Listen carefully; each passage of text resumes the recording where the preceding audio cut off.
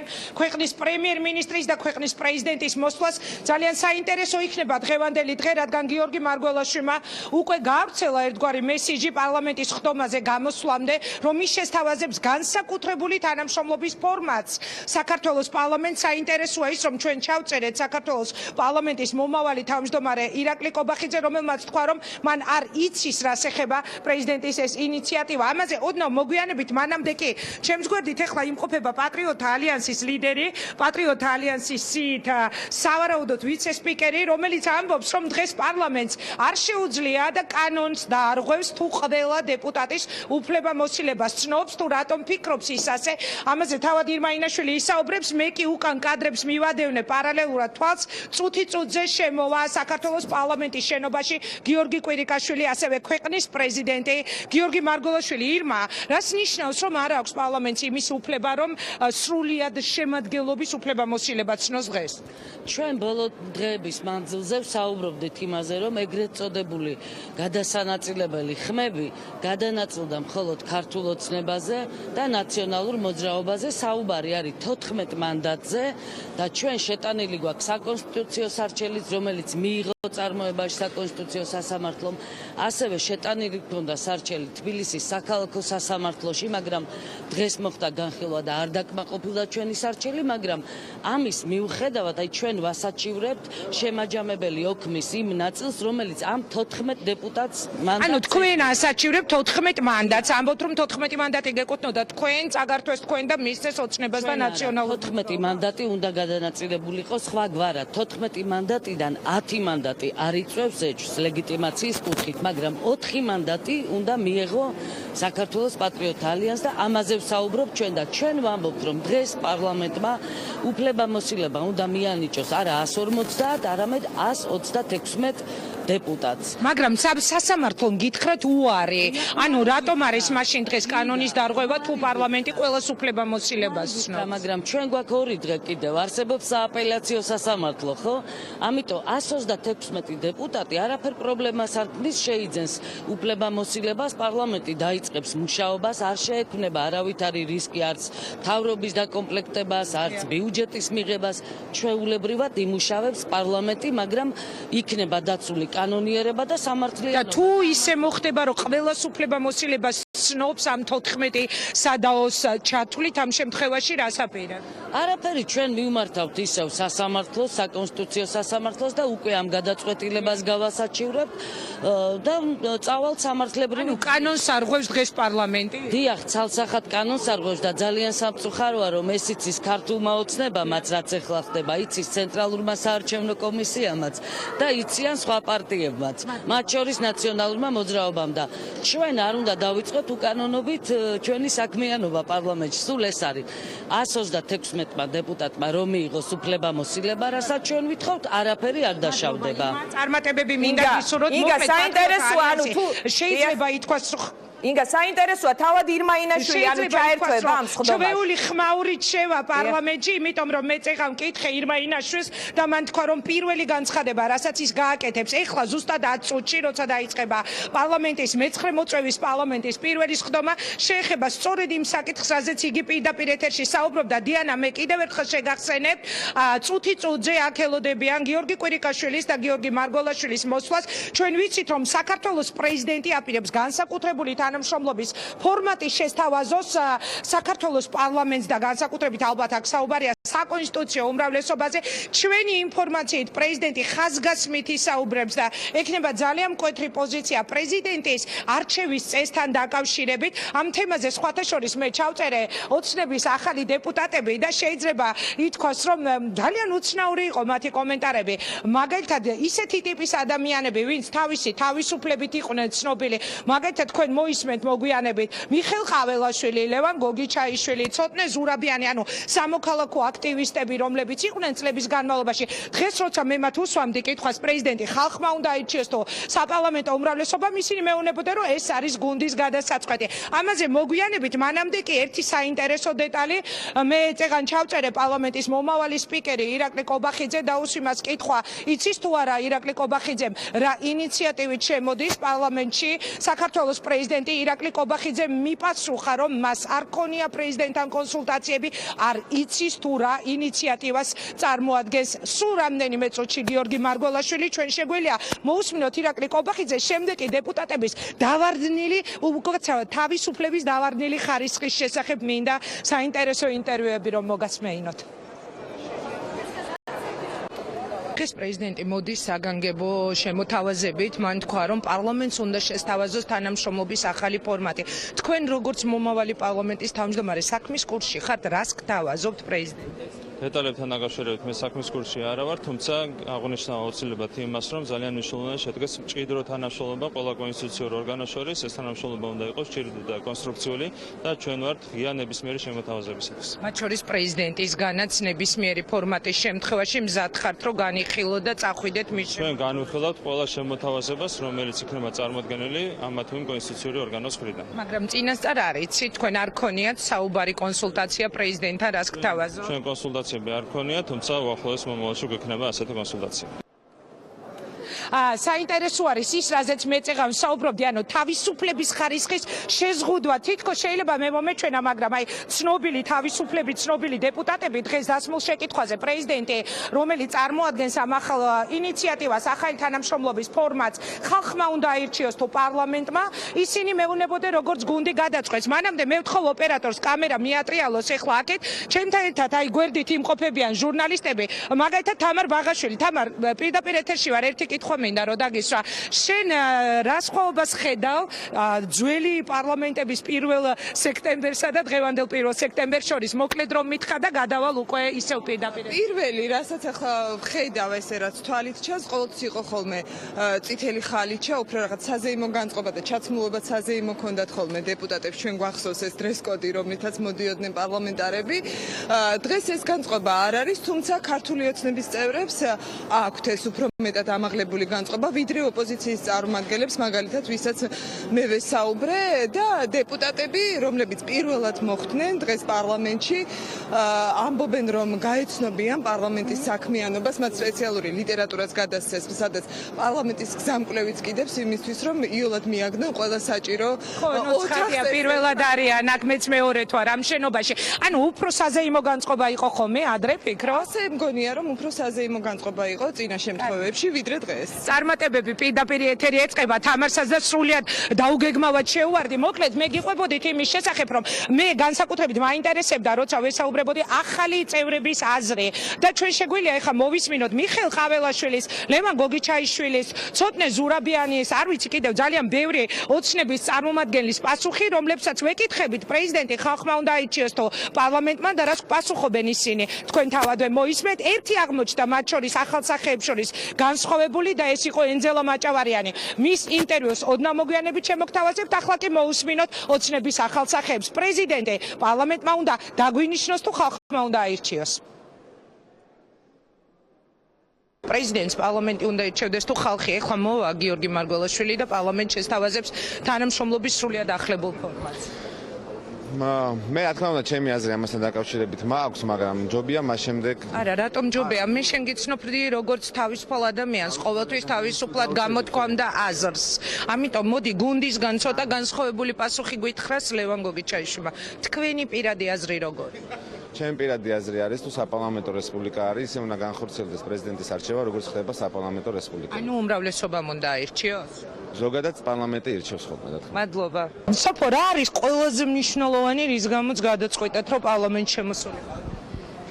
ყველაზე მნიშვნელოვანი არის ის, რომ ჯერა დამწავს ქართული ოცნების გუნდის და მე მჯერა ის, რომ ამ ქართულ ოცნებასთან ერთად ჩვენი ქვეყანა ძალიან დიდ წარმატებებს მიაღწევს. ეს იყო ჩვენთვის გადამწყვეტი. და თქვენ რომ შემოხვედით, ამითი გააძლიერეთ ქართული ოცნება? მე ვფიქრობ, რომ ჩემს მოკრძალებულ წვლილს შევიტან ჩვენი ქვეყნის აღშენებობაში. პირადად აი თქვენი სოფო კილაძის აზრით პრეზიდენტს ხალხი უნდა ირჩევდეს თუ პარლამენტი?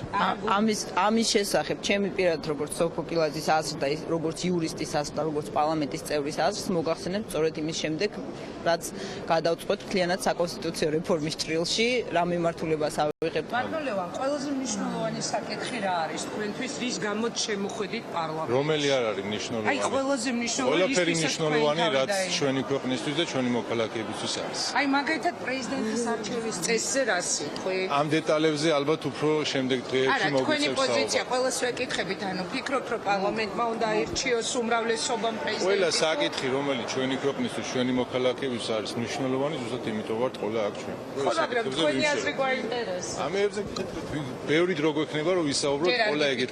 ამაზე? დღეს ეხლა რეგისტრაციას გავდივარ ამაზე. პრეზიდენტს ხალხი უნდა ირჩევდეს თუ უმრავლესობა? მოდი დავიწყოთ იქიდან, რომ მოусმინოთ პრეზიდენტს რა შემოთავაზება ექნება, ეს ერთი.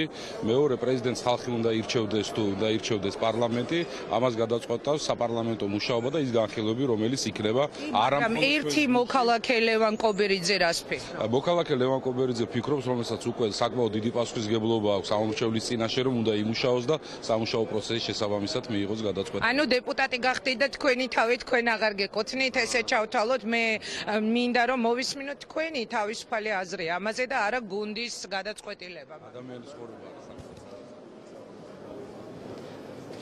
ნაციონალური მოძრაობა ამ წუთებში შემოვიდა საქართველოს პარლამენტში. ჩვენ შეგვიძლია ეხა პირდაპირ ეთერში მოვისმინოთ მათი კომენტარი. მე და ნიკა მელია ერთმანეთს არ ველაპარაკებოდით მთელი წინა საარჩევნო კამპანია. იმედია ეხა მიპასუხებს. გამარჯობათ. რა გეგმებით შემოდიხართ ნიკა? ჩვენ რატომ ველაპარაკოდით ხორცეში? კარგით, ეხა მაგისი დრო აღარ არის. ხორცეში შეხვდით ერთმანეთს, ვისაუბრეთ ერთმაგიდის გარშემო. ეხა მითხარ, კარგით, ნიკა, თქვენი შემოსვლის მოლოდინი თქვენივე გუნდში რას უკავშირდება? ანუ თქვენი ბევრი მხარდამჭერისთვის პროტესტის საბაბი გახდა თქვენი აქ შემოსვლა და აი შემოსვლა არ შემოსვლასთან. რა თქმა უნდა, სამართ ჩვენი ბევრი მხარდაჭერი, როდესაც თქვენ ამბობთ, მათ აქვთ უფლება და ვალდებულებიც არიან კონდეს პროტესტი ამ თემის საკითხთან მიმართებაში და ნაწილობრივ მათი პროტესტი არის სამართლიანი. მეც კი როგორც ცალკე აღებულ, ასე ვთქვათ, გუნდის ლიდერს ჰქონდა პროტესტი, მაგრამ პირველი ინსტინქტი იყო ჩემი არ შესვლის, შემდეგი იყო შესვლის. მაგრამ მიუხედავად ძალადობრივი არჩევნებით მიღებული შედეგი, რა აუცილებლად აქ უნდა შემოვედით და პოლიტიკური არენა არ უნდა დაუტოვოთ ქართულ ოცნებას და არ უნდა ვაპარპაშოთ მარტო ამ ცალკე. ნახოთ როგორი იქნება თქვენი დეპუტატობა. ეხა უცებ აი აქ აღმოვაჩინე პარლამენტის ყოფილი თავმჯდომარე დავით ბაქრაძე. მე მინდა რომ პარლამენტის ყოფილმა თავმჯდომარემ დღევანდელი შეფასება გააკეთოს პირველი ხდომის. მადლობა ბატონო დათო რომ გვერდებით პირდაპირ ეთერში.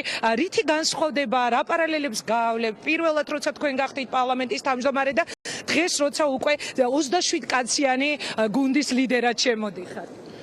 მადლობა რომ აღმომაჩინეთ პარლამენტში გალბატონო ინგა. რა თქმა უნდა, პირველი ხდომა ყოველთვის მნიშვნელოვანია. ერთი დიდი განსხვავება რაც არსებობს თუნდაც 4 წლის წინანდელ და დღევანდელ ხდომას შორის 4 წლის წინ იყო განცდა მოგებულ მხარეშიც, ანუ ქართულ ოცნებაშიც და ნაციონალურ მოძრაობაშიც, რომ ქართულმა ოცნებამ მოიგო. დღეს ეს განცდა არ არის, დღეს არის განცდა, რომ არჩევნები ჩატარდა უსამართლოდ, რომ მოიგო სისტემამ და არა პოლიტიკურმა ძალამ. მაგრამ თქვენ მაინც შემოდიხართ პარლამენტში, რითიც გაანაწყენეთ ბევრი თქვენი მხარდამჭერი. ერთ-ერთი მიზეზი, რის გამოც ჩვენ შემოვდივართ პარლამენტში, გახლავთ სწორედ ის, რომ ამ სისტემის წინააღმდეგ საჭიროა პოლიტიკური ბრძოლა. ჩვენთვის პარლამენტი პირველ რიგში იქნება არენა სწორედ იმისთვის, რომ ეს იყოს პოლიტიკური ბრძოლის ველი, იმიტომ რომ პოლიტიკური ბრძოლა პარლამენტში, განსხვავებული აზრი და კრიტიკული მოსაზრება პარლამენტში ჭირდება არა მხოლოდ ნაციონალურ მოძრაობას, ეს ჭირდება საქართველოს და ჭირდება ქართულ დემოკრატიას და გარდა ამისა პარლამენტი ჩვენთვის იქნება მთავარი პოლიტიკური არენა იმისთვის, რომ ვისაუბროთ იმ პრობლემებზე, რაც აწუხებს ხალხს, აწუხებს მოსახლეობას და არ მივცეთ ხელისუფლებას საშუალება იყოს თვითკბობის რეჟიმში. კი ბატონო, და კიდევ ერთი მოკლედ რომ მიპასუხოთ, პარლამენტს ეყოლება სრულიად ახალი პოლიტიკისთვის ახალი სპიკერი. რა სიტყვით თქვენ, რას ურჩევდით, რა სიტყვით, როგორ პროგნოზს გააკეთებთ, როგორი პარლამენტის თავმჯდომარე იქნება ირაკლი კობახიძე? ძალიან უხერხული თუ არ გამომივა ეხა ამ სიტყვას ვიტყვი, გაკაჭავს კობახიძე? პროგნოზი ჯერ ადრეა, მან საარჩევნო კამპანიაში თავი გამოავლინა როგორც საკუთარი პარტიის ინტერესების დამცველმა, მაგრამ უნდა გვესმოდეს და გვახსოვდეს, რომ პარლამენტში ირჩევს უმრავლესობა, მაგრამ აფასებს უმცირესობა და ყველა პარლამენტის სპიკერი ფასდება არა იმის მიხედვით, რამდენად ატარებს ის ცხოვრებაში უმრავლესობის ინტერესებს, არამედ იმის მიხედვით, რამდენად შეუძლია მას საერთო ენა და შეხების წერტილები მოძებნოს ოპოზიციასთან. ამიტომ მე მას ურჩევდი, რომ თავარი მის საქმიანობაში შენობაში გახდეს სწორედ კონსენსუსი, შეთანხმება და ოპოზიციასთან საერთო წერტილების მოძებნა. მადლობა ბატონო დავით, წარმატება მინდა გისურვოთ. მოკლედ ეს იყო პარლამენტის ყოფილი თავმჯდომარე დავით ბაქრაძე. აი აქ მოდის ყველა დეპუტატი ვინც შემოდის. დიანა, ეხავე ერთი წუთით აი ამ ბანერთან დგება ყველა დეპუტატი, ვინც შემოდის პარლამენტში. აქ დგებიან საგანგებოდ ფოტოგრაფი, ყველა დეპუტატს უღებს სურათს.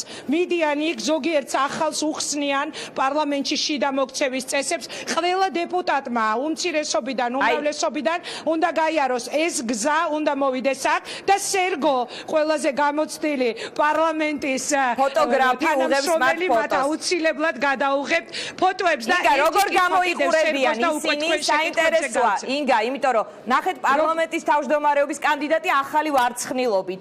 ანუ ასევე და ის როგორი განწყობაა მათ მე ვერ შევამჩნიე ბაქრაძეს ახალი ვარცხნილობა ბაქრაძეს არა კობახიძეს თავმჯდომარეობის კანდიდატს კობახიძეს უნდა ნამდვილად კობახიძეს ახალი ვარცხნილობა როგორ გამოიყურებიან და სერგოს პოზიციას დიანა ძალიან საინტერესოა შენი შეკითხვა ძალიან საინტერესოა შენი შეკითხვა და არ ვიცი ალბათ მე სულ ვამბობ რომ შენი ინფორმაციის ღმერთი გწყალობს ხო და კითხვა რომელიც დასვი ჩემს გვერდით რატომღაც აღმოჩნდა ზუსტად ის ადამიანი ვისაც შენ შეკითხვაზე შეუძლია პასუხი გასცეს წლების განმავლობაში უკვე აღარ მახსოვს რამდენი მოწვევის პარლამენტის ერთ-ერთი გამოჩენილი თანამშრომელი ოპერატორი სერგო რომელიც დღეს უკვე დეპუტატებს ფოტოებსაც უღებს მოდი ამ შეკითხვით მასთან გადავალ სერგო რა სიტყვე განსხვავდებიან ძველი დეპუტატებისგან ახლები როგორ გამოიყურებიან რა მოხდა თვალში ვინ მოხდა მე მაგალითად ძალიან მომეწონა სალომე სამადაშვილის ჩაცმულობა ეს იყო სრულიად განსხვავებული ჩაცმულობა სალომემ სრულიად დაარღვია ქართული პარლამენტის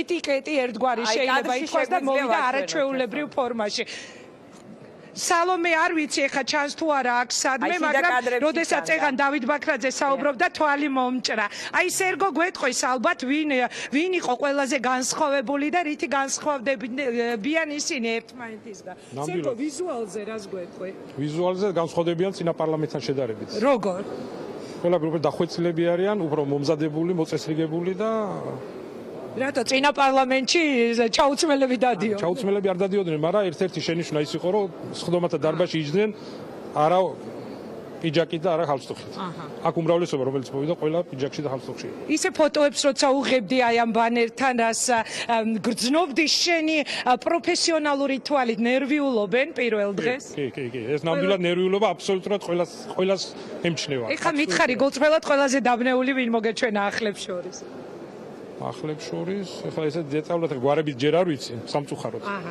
თორე დავასახელებდი ნამდვილად მადლობა დიანა საინტერესოა ახალი დეპუტატი არის ძალიან ბევრი მართლა გზამკვლევით გადაადგილდებიან პარლამენტში თუ ვინმე გიდობას უწევს მაგალითად ძველი დეპუტატი მე არ ვარ ნამყოფი ქუთაისის პარლამენტში და არ ვიცი რამდენად ადვილად საორიენტაციო სივრცეა თუ არა შენ რა შეგიძლია თქვა და აი როგორ გამოიყურებოდნენ ისინი დაბნეულების მეც მეორე თუ არ გულწრფელად გეტყვით ქუთაისში მდებარე საქართველოს პარლამენტში მაგრამ წეღა რასაც გიყვებოდით აი აქ მოდიან ყველა ახალი დეპუტატი ყველა კი არა და პროცედურა ნანა მოდი აქ კითხვა უნდა დაგისვა ნანა ლომაია დავინახე პირდაპირ ეთერში ვართ არ გამექცეთ აი აქ მოდიან უხსნიან მათ პარლამენტის ალბათ გაალაგებას პროცედურას და ასე შემდეგ აი ნანა ლომაია არის აქ ეხლა პარლამენტის თანამშრომელი და ნანა მითხარი აი აქ რა ხდება რასასწავლით აქ რომ მოდიან ახალ დეპუტატები ეს არის ახალი დეპუტატებისთვის განკუთვნილი პარლამენტის აპარატის თითოეული სტრუქტურული ერთეული დეპარტამენტები წარმოადგენენ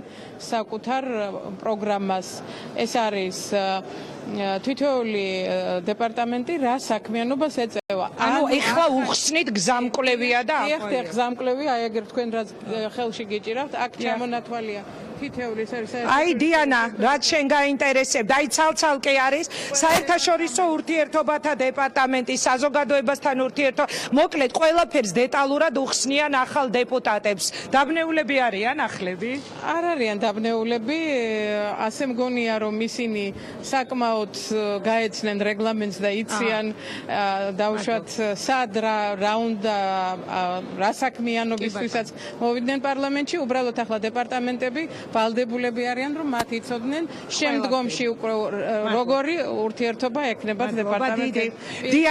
დიანა, ერთ კადრს კიდევ მოგცემთ ეხლა პირდაპირ ეთერში. მე მინდა რომ მაყურებელს ვაჩვენო, საიდან ამოვა ზუსტად რამდენიმე წუთში, ანუ მთელი ნახევარი მთავრობა შემოვიდა, მაგრამ ქვეყნის პირველი პირები აი ამ კიბეებიდან ამოდიან ტრადიციულად, რაც ეს პარლამენტი არსებობს და შედიან აი ამ შესასვლელიდან.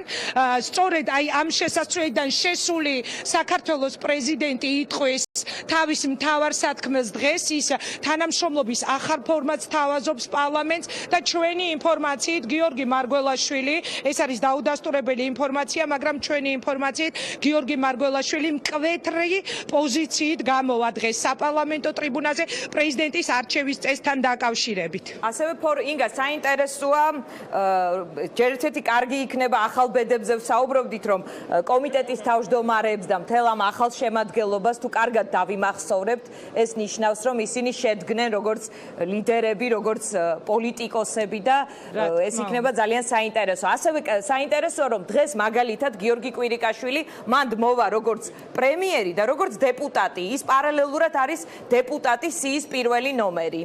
რა ხდება აბა? არა ეხლა მე გავედი კადრიდან, აი მაგალითად მოვიდა გედევან ფოფხაძე, გელა ჭინჭარაული, მოდიან იღებენ ფოტოებს, ისინი ძველი დეპუტატები არიან და ისეთი ნაჩქარევი ნაბიჯებით არ შემოსულან დღეს პარლამენტში, ყველაზე ადრე არ მოსულან, შეიძლება ითქვას ყველაზე გვიან მოვიდნენ. ბატონო გედევან, მითხარით რითი განსხვავდება დღევანდელი პარლამენტი წინა პარლამენტისგან თუნდაც და ერთი კითხვა მაქვს, აი თქვენი საკონსტიტუციო უმრავლესობით რომ ხდით აქ პარლამენტში. ეს თქვენი გუნდის დამსახურებაა თუ ბიძინა ივანიშვილის?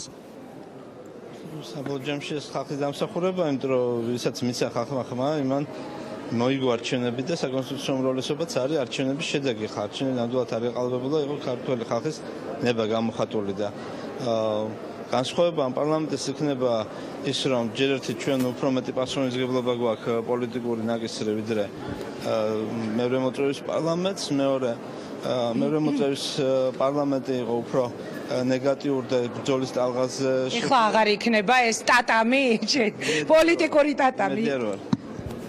ბატონო გედევან, არ მიპასუხეთ. თქვენ რომ აქ ხეთხართ საკონსტიტუციო უმრავლესობით, ეს ბიძინა ივანიშვილის ხალხი ის?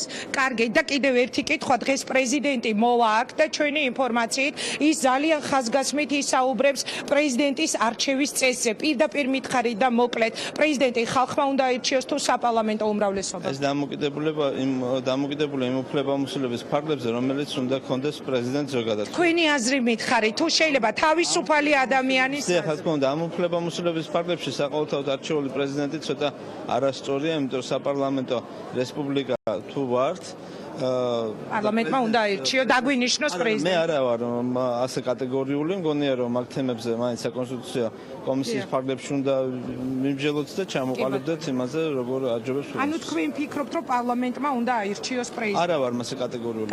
ინგა, როგორც ჩანს, ორი მკივნეული შეკითხვა იპოვე ოცნების დეპუტატებისთვის. ერთი ეხება პრეზიდენტის არჩევის წესს, მეორე ვისი წილი და წვლილი უფრო მეტია მათ გამარჯვებაში, სხვათა შორის გია ვოლსკიმ, რომელიც ვიცე-პრემიერი. შენ რა კითხვა გაგიჩნდებოდა, მითხარი და პირდაპირ ეთერში ახლა მე გადავალ ნებისმიერ ადამიანთან. ვიცე-პრემიერი იქნება, ვიცე-სპიკერი თქვა, რომ მაგალითად გიორგი კვირიკაშვილის დამსახურება დიდწილად ჩვენი გამარჯვებაო და მე ძალიან კარგად დამამახსოვრდა, რომ მან გუნდის, ასე ვთქვათ, ახალი ლიდერი ქვია მაიც კვირიკაშვილს, მასზე მიიტანა, რომ მისი დიდი წვლილი იყო ამ გამარჯვებაში. მოკლედ ასეთი პასუხიც აქვს დიანასმა.